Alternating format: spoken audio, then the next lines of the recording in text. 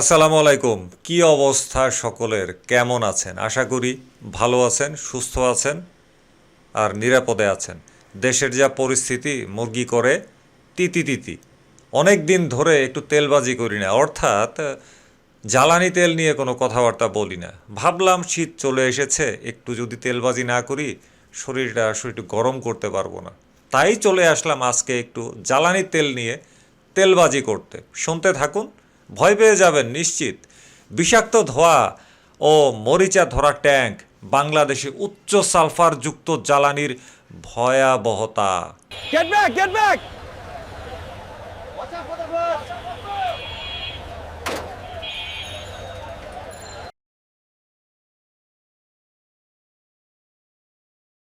বিশ্বের সবচেয়ে দূষিত নগরগুলোর তালিকায় ঢাকা নিয়মিতভাবে প্রথম সারিতে কেন? আরে থাক না, আমরাই তো ঢাকায় থাকি, এটা তো আমাদের গর্বের বিষয়, তাই না?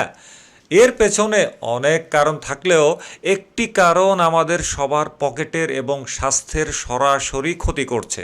তা হলো আমরা যে জ্বালানি ব্যবহার করছি তার ভয়াবহ মান।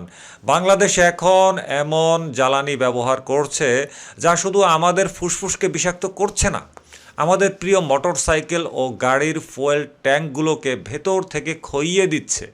আমরা আসলে নীরব এক অ্যাসিডের কবলে পড়েছি। আজ আমরা দেশের জ্বালানি তেলের মান নিয়ে ওঠা ভয়াবহ অভিযোগগুলো বিশ্লেষণ করব, দেখব কেন বিশেষজ্ঞরা বলছেন আমাদের জ্বালানির সালফারের মাত্রা গ্রহণযোগ্য সীমার ৩৫ গুণ বেশি, এবং এর ফলে যানবাহন ও আমাদের স্বাস্থ্যের কি কি নিদারুণ ক্ষতি হচ্ছে।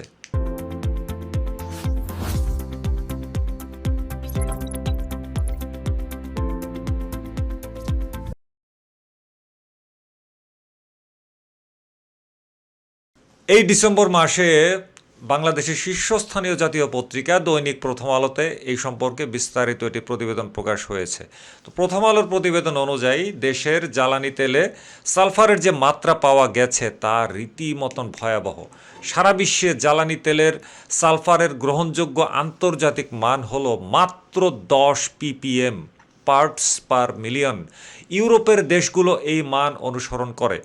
এমনকি আমাদের প্রতিবেশী ভারতও দূষণ নিয়ন্ত্রণে এই 10 ppm মান নির্ধারণ করেছে।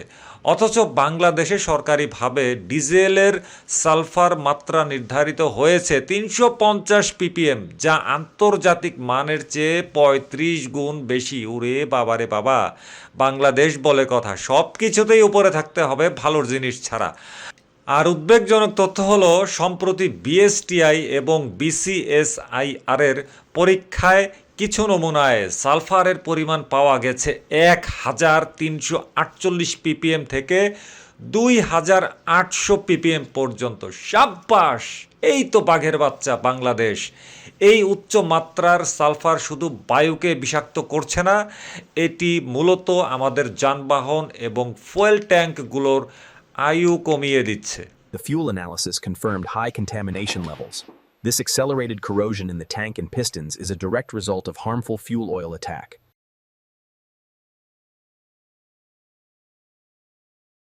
উচ্চ সালফারযুক্ত জ্বালানির সবচেয়ে দৃশ্যমান এবং সরাসরি ক্ষতি হচ্ছে আমাদের যানবাহনের উপর, বিশেষ করে মোটরসাইকেলের ফুয়েল ট্যাঙ্কে। এখন প্রশ্ন হলো জ্বালানির সালফার কিভাবে ধাতব ট্যাঙ্ককে নষ্ট করছে।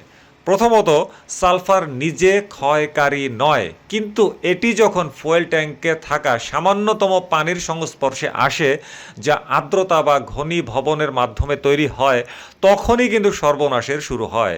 সালফার যৌগগুলো পানির সাথে মিশে অত্যন্ত ক্ষয়কারী সালফিউরাস অ্যাসিড বা সালফিউরিক অ্যাসিড তৈরি করে।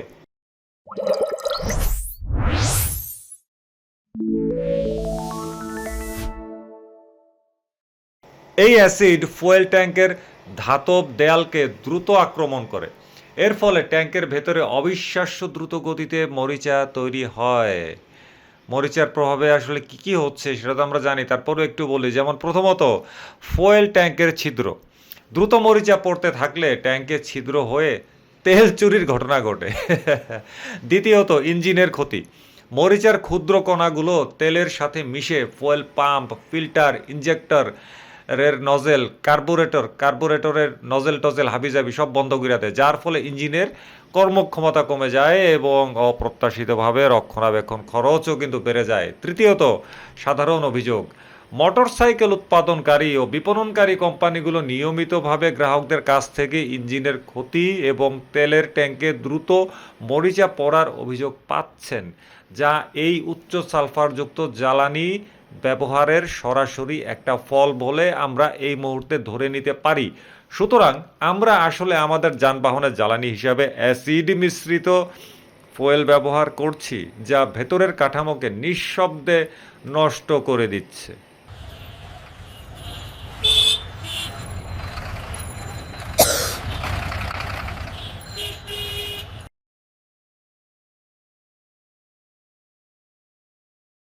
যানবাহনের ক্ষতির চেয়েও ভয়াবহ হলো জনস্বাস্থ্যের উপরের প্রভাব।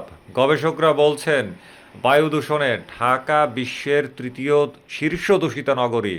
আর একটু হইলে তো 1 নম্বর হয়ে যেত, খুব ভালো হইতো। তখন আমরা গর্বের সাথে বিশ্বে মাথা উঁচিয়ে চলতে পারতাম। আর এর তৃতীয় বৃহত্তম উৎস হলো যানবাহনের কালো ধোঁয়া। ধোঁয়া এই নিম্নমানের জ্বালানি থেকে নির্গত হচ্ছে। সালফারযুক্ত জ্বালানি যখন দহন হয়, কম্বাসন হয়, তখন এটি বাতাসে সালফার ডাই অক্সাইড গ্যাস ছাড়ছে। এই গ্যাস বস্তুকণা তৈরি করে অন্যান্য ক্ষতিকর উপাদানের দূষণে সহায়তা করে। চিকিৎসকদের মতে বাতাসে উচ্চ মাত্রার সালফার আমাদের শ্বাসনালীকে ক্ষতিগ্রস্ত করে। এর ফলে শ্বাসতন্ত্রের প্রদাহ সৃষ্টি হয়, ফুসফুসের কার্যক্ষমতা কমিয়ে দেয়, অ্যাজমা, হাঁপানি, ব্রঙ্কাইটিস এবং শিশুদের ফুসফুসের রোগের ঝুঁকি বাড়ায়। দীর্ঘমেয়াদে এটি হৃদরোগের ঝুঁকিকেও বৃদ্ধি করছে। বিশ্ব ব্যাংকের তথ্য মতে 2019 সালে শুধুমাত্র বায়ু দূষণের কারণেই বাংলাদেশে প্রায় 78 থেকে 88 হাজার মানুষের মৃত্যু হয়েছিল। আন্তর্জাতিক মান মেনে চললে আমরা বহু জীবন হয়তো বাঁচাতে পারতাম।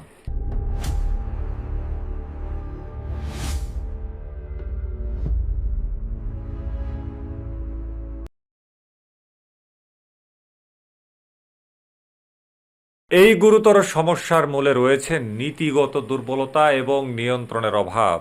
প্রথমত, মানের শিথিলতা। 2023 সালে কম দামে তেল আমদানির সুযোগ করে দিতে সরকার সালফারের মাত্রা 35 ppm থেকে 350 ppm নির্ধারণ করে।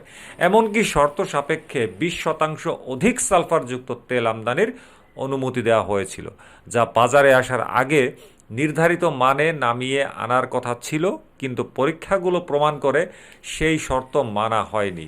দ্বিতীয়ত, ভেজাল ও চুরির অভিযোগ।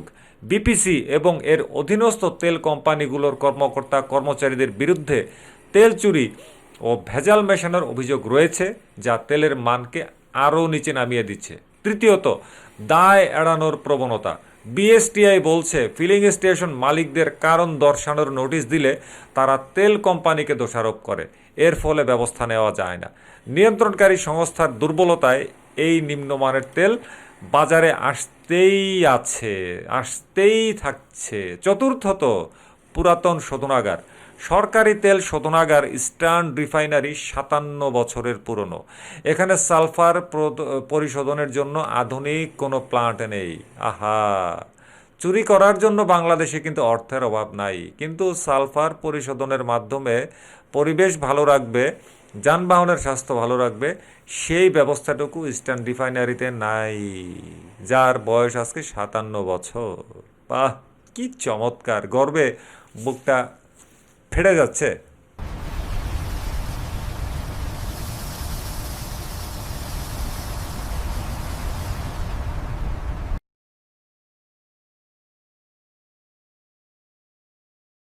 দেশের এই ভয়াবহ পরিস্থিতি থেকে উত্তরণের জন্য দ্রুত পদক্ষেপ নেওয়া জরুরি। সরকার এবং নীতি নির্ধারকদের সামনে এখন 3টি প্রধান কাজ। প্রথমত, মান কাঠামো ঠিক করা।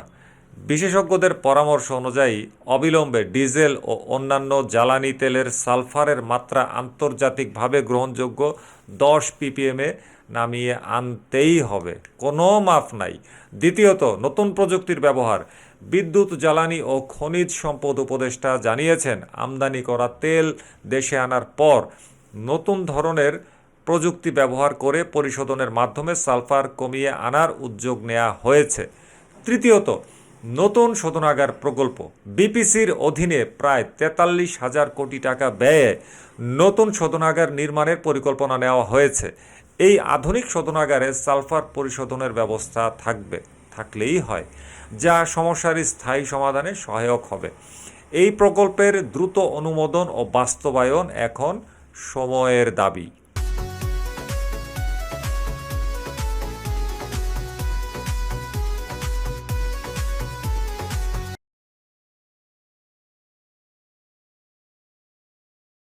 পরিবেশ উপদেষ্টা সৈয়দা রিজওয়ানা হাসান যেমনটি বলেছেন প্রথম আলোকে, এক দেশের মানুষের ফুসফুস অন্য দেশের মানুষের চেয়ে ভিন্ন হয় না, তাই আন্তর্জাতিক মানের জ্বালানি আমাদেরও প্রাপ্য। খুবই সুন্দর কথা বলছে। এই নিম্নমানের জ্বালানি আমাদের পকেট, পরিবেশ, জীবন সব কিছুরই ক্ষতি করছে। নীতি নির্ধারকদের কাছে আমাদের দাবি স্পষ্ট, জ্বালানির মান হোক আন্তর্জাতিক মানের। তবে যতদিন না পর্যন্ত এই পরিবর্তন আসছে, আপনার যানবাহনকে সুরক্ষিত রাখতে কিছু বাড়তি সতর্কতা নিন। যেমন, প্রথমে বলবো, ঘন ঘন ফুয়েল ট্যাঙ্ক পরীক্ষা করুন। ফুয়েল অ্যাডিটিভ ব্যবহার করুন, যা ট্যাঙ্কে পানির উপস্থিতি ও অ্যাসিড তৈরি হতে বাধা দিতে পারে।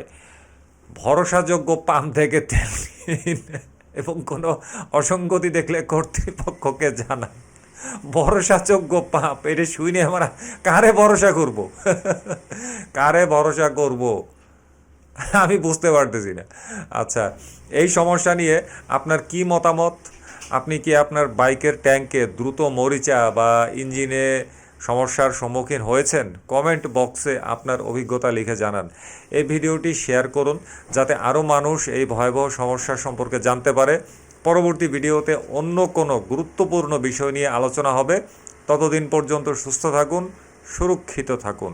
আল্লাহ হাফেজ। আসসালামু আলাইকুম।